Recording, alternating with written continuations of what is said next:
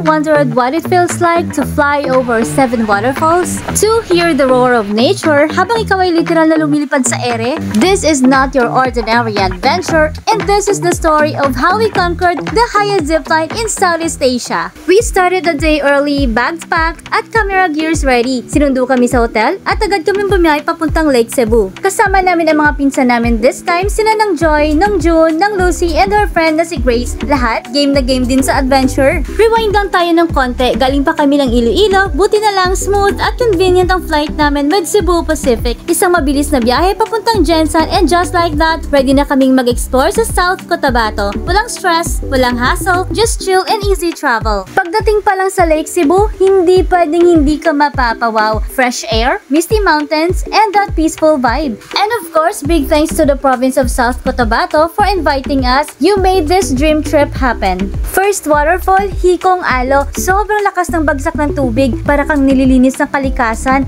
Ang ganda ng view at parang poster, kaya kung mahilig ka sa nature, this is your paradise. At ito na talaga ang moment of truth, zipline time. Nag-register kami at habang sinusuot ang harness, kabado pero excited, wala na talagang atrasan to. At syempre hindi mawawala ang camera, Insta360 X5 ready to roll. No word can ever match that feeling. You're literally flying. Ang sarap sa pakiramdam habang nasa taas ka naka-zipline. Ramdam mo yung hangin, yung thrill, lahat. Sa ilalim mo, dalawang waterfalls na todo ang buhos. Nakaka-amaze. Grabe, ibang level talaga ang saya habang nasa Erika. And the best part, lahat ng yan, kuhang-kuha gamit ang Insta360 X5. Kung hanap mo ay legit na POV, ito na ang pinaka-solid na cam. At kung akala mo tapos na, may second round pa. Hindi man ito kasing taas o kasing haba ng una, pero panalo pa rin sa saya. Sa paligid mo, forest canopy, cliffs, at foggy mountains. Ang ganda ng view. Tapos maririnig mo lang ang sarili mong tili at tawa habang lumilipad. Still pure freedom.